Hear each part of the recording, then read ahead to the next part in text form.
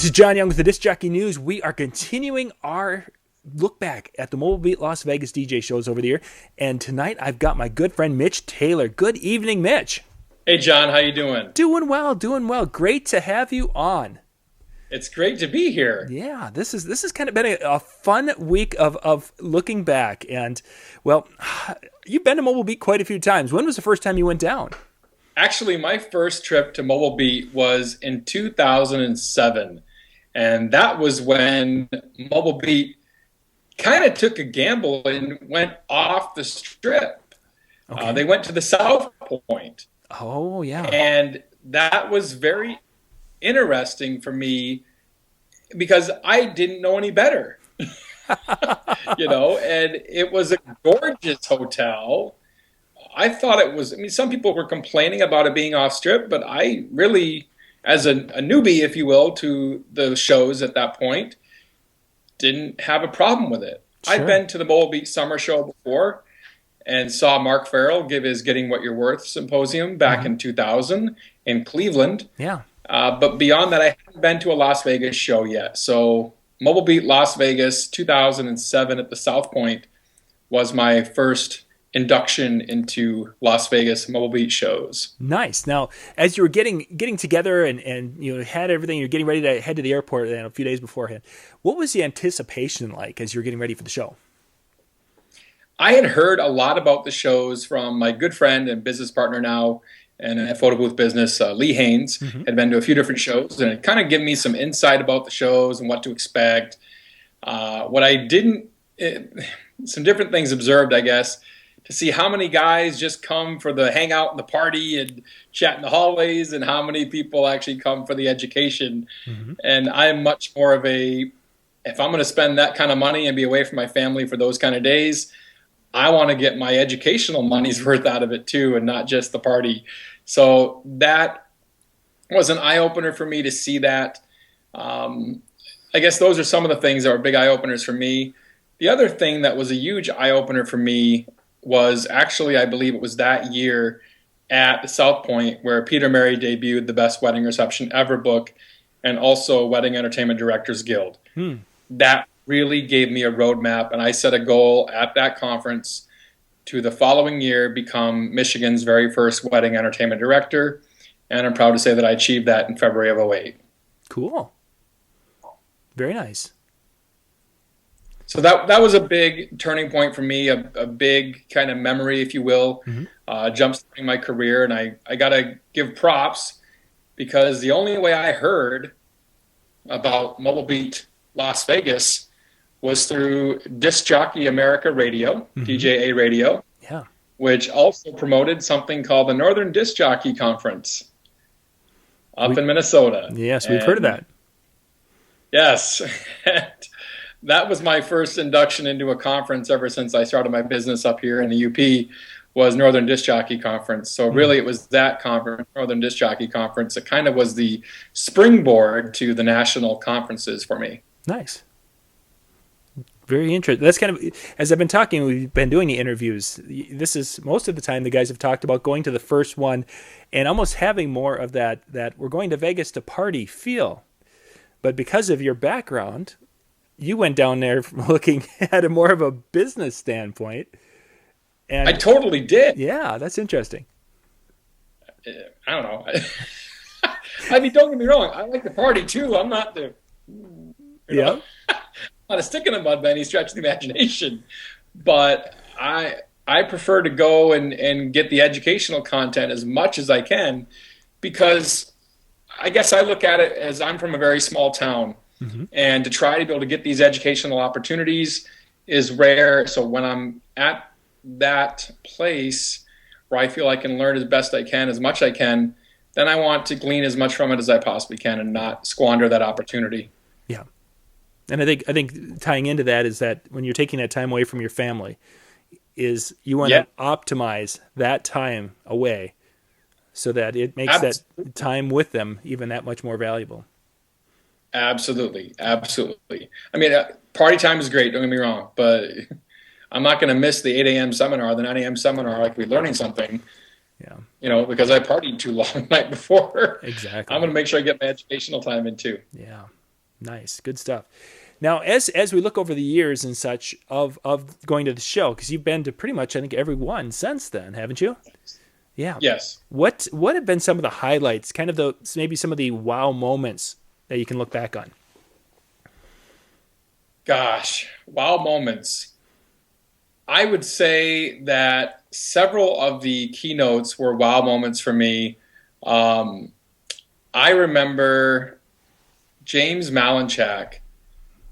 He was brought in for a keynote once, and his information impacted me. I would definitely say that, last year when they brought in Dave Ramsey keynote Chris Hogan, yes, that he was a big impact. I had already been down the Dave Ramsey path at that point in my life, and it has had a tremendous impact on my life. I wouldn't be where I'm at today without the teachings of Dave Ramsey. But it still reinforced a lot of things there Chris Hogan did last year. So I applaud the Mobile Beat team for what they've done and what they've created for the educational content.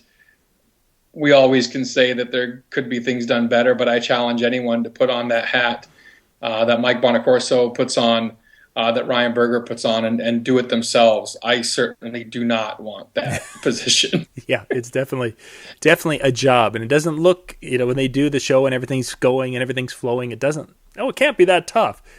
It really is. It really is. And we can all sit here and armchair quarterback, but I wouldn't want to be in that position. Yeah, that's for sure. That's for sure.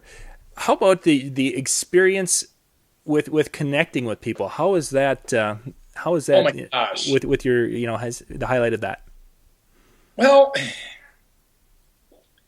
I think I was spoiled, honestly. Okay.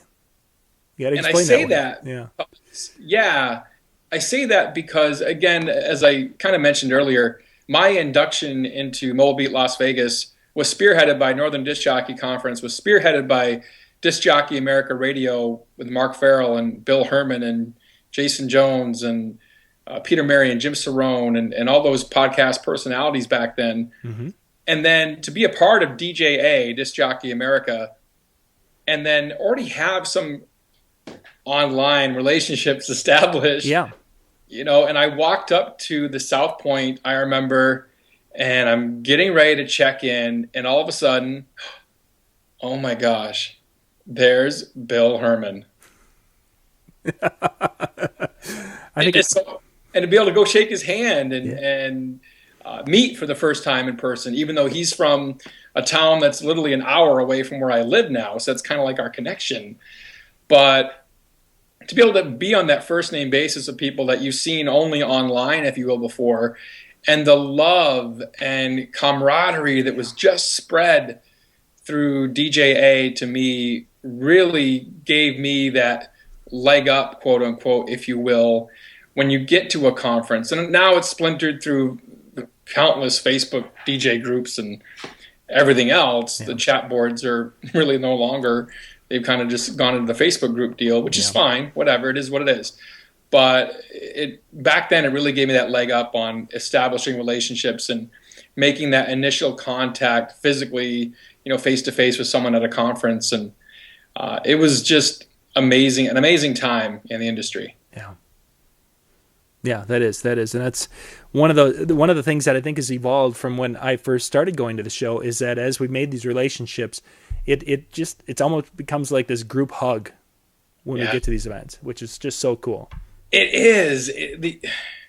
I can't explain it, but there, guys like Bill and Jeremy Breck and Dave Tournier and even some of the people that have come after DJA have become just so close. Yeah. Family members and even guys, during DJA, Jamie Bodie and Mike Walter and yourself and Dave Windsor and many other names that are just slipping me right now. Mm-hmm. Just great people that you just get to connect with again. You see maybe 2, 3, 4 times a year tops, but yet when you see them, it's like, you pick right up where you left off, and it's a great camaraderie to have. Yeah, it is. It is one of those times a year that we definitely treasure. Absolutely. Yeah, we do. Absolutely. Yeah, we do. The next Mobile Beat Las Vegas is coming up here towards the end of February, and an incredible change that they're going to this year with some different things with Bill and Jason. What are a couple of things you're looking forward to for this year's show? I am looking forward to the entire experience. I'm looking forward to a complete revamp that's been promised of the Mobile Beat Las Vegas experience. I'm looking forward to see what Bill and Jason create. I've been through the entertainment experience now 3 times. Some would call me remedial. But and